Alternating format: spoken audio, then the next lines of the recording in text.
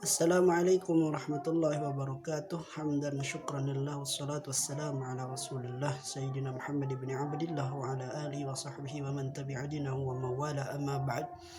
Perkenalkan, saya Busro Gali, mahasiswa semester 2 jurusan Pendidikan Bahasa Arab Fakultas Tarbiyah dan Keguruan Universitas Islam Negeri Mataram. Di sini saya merekam video tentang penjelasan daripada fi'il rubai, kemudian sulasi mazid untuk memenuhi tugas mata kuliah sorab. Baiklah, sedikit saya paparkan pengertiannya adalah fi'il rubai adalah fi'il yang huruf aslinya itu merupakan huruf 4 huruf. Ada istilahnya rubai mujarrad, ada rubai mazid. Nah, contohnya tadah roja. Tadah roja itu bukan dia itu bukan rubai mazid, tapi dia bukan sulasi mazid, tapi adalah rubai mujarrad. Contoh lain adalah zalzala yuzalzilu, artinya guncangan. Adapun dalam mentasrif, rumusnya itu terletak pada rumus daripada sulasi rubai dalam mentasrif atau fi'il yang hurufnya lebih dari 3, itu dalam mentasrifnya ada sedikit rumus pada pergantian dari isim fa'il menuju isim maf'ul, di mana pada isim fa'il huruf sebelum akhirnya itu berbaris kasroh. Contohnya muzalzil atau mustaghfir. Akan tetapi ketika berubah bentuk menjadi fi'il isim maf'ul, ini pada tasrif istilahiyah, berubah bentuk menjadi isim maf'ul, maka huruf sebelum akhir daripada fi'il tersebut adalah berbaris atas. Berarti ketika kita mengatakan orang yang diampuni, itu orang yang meminta ampun itu mustaghfir, orang yang diampuni karena permintaan ampunnya itu mustaghfar. Baiklah, lanjut ke tasrifnya. Di sini saya akan mentasrifkan fi'il rubai dengan kalimat zalzala. Zalzala yuzalzilu muzalzalatan, fahuwa muzalzilun wa dzaka muzalzalun. Zalzil la tuzalzil, muzalzal muzalzal. Nah, adapun pada fi'il amr itu, ketika kita akan membuat fi'il amr, rumusnya pada fi'il mudhari'. Pertama, pada fi'il mudhari' tersebut lanjut pada pembahasan fi'il mudhari'nya, itu huruf mudhara'ahnya pertama dibuang. Nah, zalzala yuzalzilu. Yuzalzilu artinya sedang bergoncang atau gempa. Nah, kemudian rumus yang kedua adalah huruf terakhir daripada fi'il mudhari' tersebut. Ketentuan pada fi'il amr, huruf terakhirnya itu mabni sukun. Mabni sukun ketika tidak ada dhamir jamak yang masuk, atau tidak ada amil nasab, amil jazam yang memasukinya. Tidak ada amil nasab yang memasukinya, maaf. Oke. Berarti kata-kata yuzalzilu itu memiliki pertama huruf mudhara'ahnya dibuang, iya, berarti tinggal zalzilu.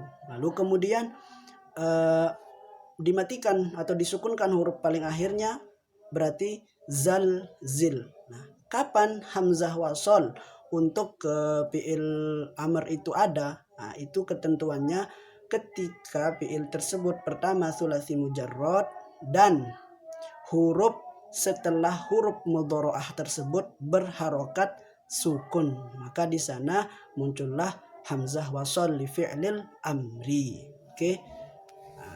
Kemudian untuk sulasi mazid.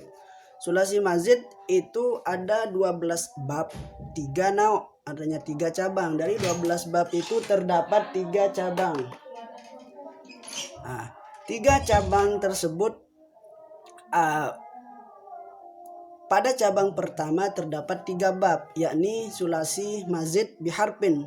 Nah, contohnya af'ala wa fa'ala wa fa'ala. Nah, binanya berbeda-beda.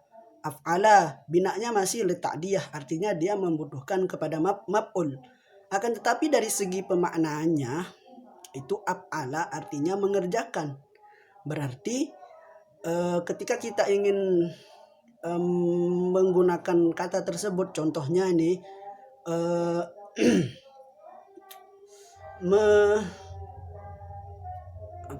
contohnya kata karuma yakrumu atau karoma, itu kan mulia, memuliakan. Ketika kita ingin memuliakan itu, maka bina yang diikuti adalah bina li'tadiyah bab pertama, naok pertama. Contohnya akroma, telah memuliakan oleh dia seorang laki-laki.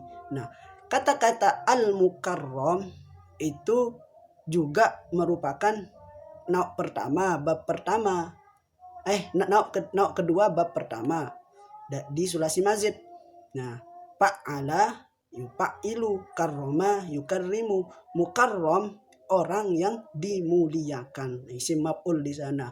Mim sukun, huruf mudhari'nya diganti dengan mim sukun, lalu kemudian huruf sebelum akhirnya dibaris patahkan. Itu rumus untuk isim maf'ul yang hurufnya lebih dari 3. Baiklah, nauk pertama bab af'ala.